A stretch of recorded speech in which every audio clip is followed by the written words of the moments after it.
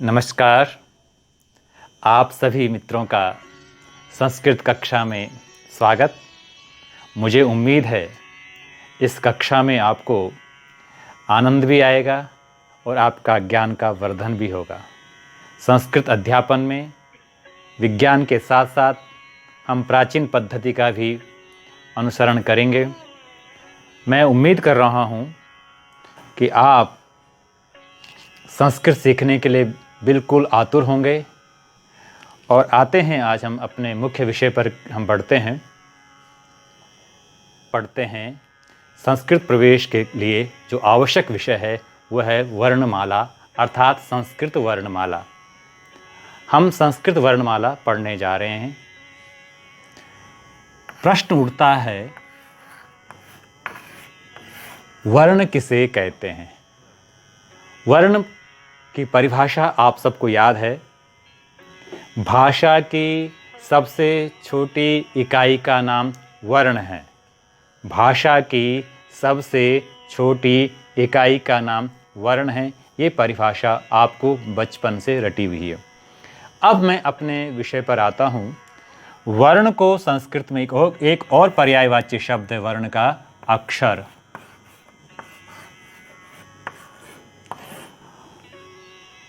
इस परिभाषा का अगर हम केंद्र माने कि भाषा की सबसे छोटी इकाई को वर्ण कहते हैं, तो इस परिभाषा का केंद्र है ये अक्षर शब्द। अक्षर का मतलब होता है न क्षरः। क्या हुआ? न क्षरः, जो नष्ट नहीं होता है। यहाँ पर इसका अर्थ नष्ट न करके हमें ये करना होगा जिसको अब आप और छोटा नहीं कर सकते हो। अर्थात ऐसा वर्ण, ऐसा अक्षर, उसे अब आप और छोटा नहीं कर पाएंगे। अर्थात सबसे छोटा स्वरूप भाषा का, उसे हम जो इकाई है उसे हम अक्षर बोल सकते हैं और उसे हम वर्ण कह सकते हैं। वर्ण और अक्षर पर्यायवाची शब्द हैं यहाँ पर। वैसे तो अक्षर का अर्थ नित्य भी है। अभी मैं उतने गूढ़ विषय पर नहीं जाऊँगा। आइए अब वर्ण भेद, अगला विषय क्या है हमारा? वर्ण भेद। हमें वर्ण की परिभाषा पता लग गई है, वर्ण किसे कहते हैं। अगला क्रम है वर्ण के भेद कितने होते हैं। तो वर्ण के भेद होते हैं स्वर और व्यंजन। स्वर और व्यंजन। स्वर का अर्थ होता है, स्व का अर्थ स्वयं और स्व का अर्थ है स्वयं और रा का अर्थ है उच्चारण। रा का अर्थ है उच्चारण, ठीक है। अर्थात जिन वर्णों का उच्चारण स्वतः होता हो उन्हें स्वर कहते हैं। इसी बात को कहा जाता है शास्त्र में स्वयं राजन्ते या स्वयं राजन्त इति स्वराः। हम यहाँ पर राजंता नहीं किया, मैंने जानबूझ करके राजन्ते किया है ताकि आप अभी प्रवेशिका में हैं, आप प्रवेश कर रहे हैं, इसलिए आप राजन्ते बोल सकते हैं। वैसे बोला जाता है, लिखा है राजन्त, ठीक है। संधि के कारण लोपः शाकलस्य, खैर। तो स्वयं राजन्त इति स्वराः।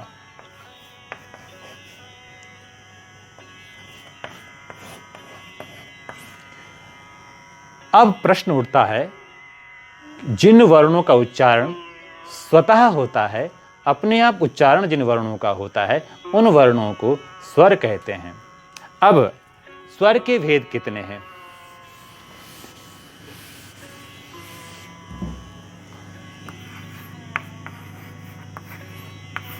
स्वर भेदाः। लोग जिनको अपना भविष्य संस्कृत में दिखाई दे रहा है, उन लोगों को यह जानना जरूरी है कि संस्कृत में स्वर को अच भी कहा जाता है, ठीक है, याद रहेगा, अच। इसके बाद हम आए अपने विषय पर कि स्वर के भेद। स्वर के भेद हैं ह्रस्व। क्या भेद हैं? ह्रस्व, दीर्घ और प्लुत। मेरा प्रयास है कि मैं ज़्यादा शास्त्रीय पद्धति से आपको संस्कृत न पढ़ा करके एक उस विश्लेषण पद्धति से पढ़ाऊँ, ताकि आपको खेल खेल में संस्कृत आ जाए और जीवन में आपको लगे कि संस्कृत बिना रटे भी आ सकती है। यही मेरा उद्देश्य है, यही हम सबका लक्ष्य है, ताकि हम इस जीवन की कला को सिखाने वाली विद्या को सीख सकें। आइए, ह्रस्व। ह्रस्व का मतलब है जिसमें एक मात्रा है। एक मात्रा वाला वर्ण ह्रस्व हो जाएगा। दो मात्रा वाला, जिसमें दो मात्राएं हैं, उसमें जो है जिसका उच्चारण ह्रस्व से डबल लगता हो, दुगुना लगता हो, उसे दीर्घ कहेंगे। जिसमें ह्रस्व से तिगुना लगता हो, उसे प्लुत कहते हैं। एक तो स्वर, संयुक्त स्वर का मतलब होता है ए, आई, ओ, औ। इन चार वर्णों को संयुक्त स्वर कहा जाता है। आई, ह्रस्व। ह्रस्व है आ, ई, ऊ, आ, ई, उ, री और लृ। ये पांच वर्ण ह्रस्व स्वर में आएंगे। दीर्घ स्वर होगा आ, ई, उ, री। लृ का दीर्घ नहीं होता है, लृ वर्ण का दीर्घ नहीं होता है। प्लुत, प्रत्येक स्वर का आ, ई, इसमें जो तीन लगा होता है, जो गणित में या मैथमेटिक्स में जो तीन लिखा जाता है, वो उसमें लगा होगा, तो उसका अर्थ होगा वो वर्ण प्लुत है। ठीक है, समझ में आ गया? हाँ, तो जैसे आपने एक शब्द देखा होगा ओम, यहाँ मैं अलग से लिख दूँ, ओम आपने देखा होगा, ओम प्रायः ऐसा लिखा जाता है। तो ये जो लगा हुआ तीन है ना, इसको ऐसा ही लिखते हैं। ये तीन बताना चाह रहा है कि प्लुत है।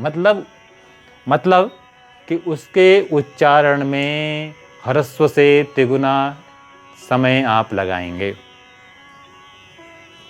अब आते हैं संयुक्त स्वर।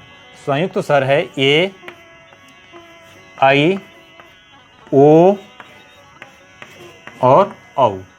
ये चार स्वर, इनका नाम संयुक्त। क्यों संयुक्त स्वर पढ़ने जा रहे हैं अब, कि आ के 18 भेद होते हैं।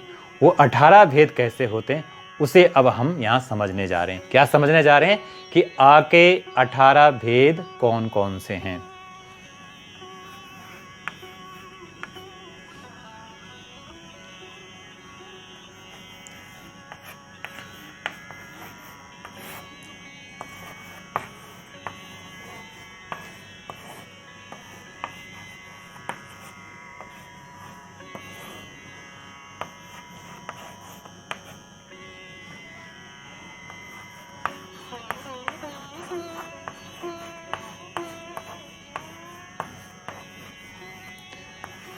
सबसे पहले लिखा जाएगा ऊपर, आ के दो प्रकार के भेद होते हैं, सानुनासिक और निरनुनासिक।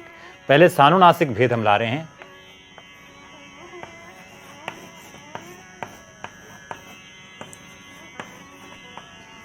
ये अनुनासिक के साथ, ठीक है।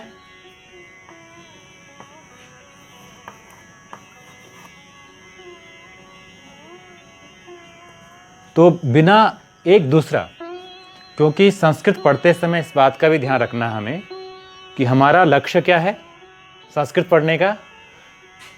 वेदानाम रक्षार्थम वेदानाम अध्ययम व्याकरणम। हमें वेद की रक्षा के लिए व्याकरण पढ़ना है। संस्कृत पढ़ने का उद्देश्य एक समय ये था कि हमें वेद की रक्षा करनी है। तो वेदों में 3 प्रकार के स्वर होते हैं। एक को बोलते उदात्त, दूसरे को बोलते अनुदात्त और तीसरे को बोलते हैं स्वरित। उदात्त उच्चैः उदात्तः, उच्चैः उदात्तः, उदात्त हो गया। नीचैः अनुदात्तः और समाहारः स्वरितः। बिना चिन्ह का होता है उदात्त। किसका? बिना चिन्ह का होता है उदात्त। ये तीनों जो आ, ये जो तीनों वर्ण हैं, ये क्या है? उदात्त स्वर वाले हैं। अब दोबारा से लिखेंगे हम ह्रस्व अ, लेकिन ये क्या है, अनुदात्त है। अनुदात्त का चिन्ह आप देख रहे होंगे, जो नीचे पड़ी रेखा है, इस पड़ी हुई रेखा को अनुदात्त कहा जाता है।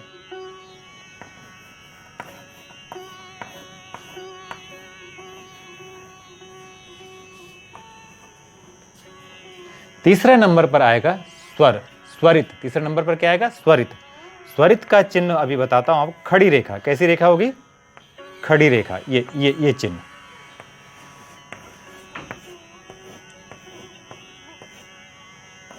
ठीक है, ये जो खड़ी रेखा है, ये खड़ी रेखा, इसको बोलते हैं स्वरित। अब कितने हो गए, ह्रस्व अ उदात्त, ह्रस्व दीर्घ प्लुत, कितने क्या हो गए, उदात्त, ये 3। अनुदात्त आ 6, स्वरित आ। ठीक है, ये हो गए आपके 9। ठीक है, याद रखना, आप चाहें तो इसको अपनी नोटबुक में नोट डाउन कर लीजिए। अगला जो 9 भेद हैं वो मैं आपको बताने जा रहा हूं। ये लिख लिया आपने, मैं मिटा देता हूं। दोबारा से आपको, वो था सानुनासिक भेद और अब होगा निरनुनासिक भेद। क्या भेद होगा अब, निरनुनासिक भेद। निरनुनासिक,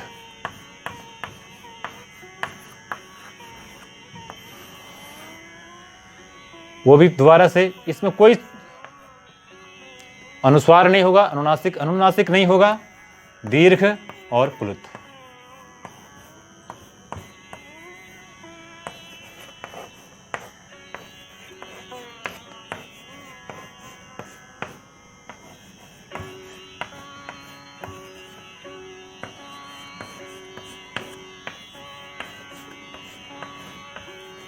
अब यहां पर उदात्त बिना चिन्ह वाला, अनुदात्त अनुदात्त अनुदात्त, स्वरित स्वरित स्वरित। अब ये निरनुनासिक के कितने भेद हो गए, 9। 9 और 9 18। इस तरह से कितने भेद हो गए हमारे, आके 18 भेद हो गए। ठीक ऐसे ही ई के 18 भेद, ऊ के 18 भेद, आ ई ऊ री, कितने भेद हो गए इनके, 18 भेद हो गए। और लृ के 12 भेद। क्यों 12 भेद हैं, क्योंकि लृ के दीर्घ नहीं होगा। जब दीर्घ नहीं होगा तो क्या कितने कम हो जाएंगे, 6 कम हो जाएंगे। और 6 कम होने से 18 में 6 कम हो जाएंगे, कितने, 12 भेद। ठीक है, ए के भी 12 भेद। अब हमने स्वर हमने समझ लिया है, स्वर किसे कहते हैं, स्वर के कितने भेद हैं, और हमने आ के भी भेद आपको बता दिया, ई के भेद ही बता दिए, ऊ के भेद ही बता दिए, अर्थात 18। अब यहाँ पर स्वर का विषय हमारा संपन्न हो रहा है।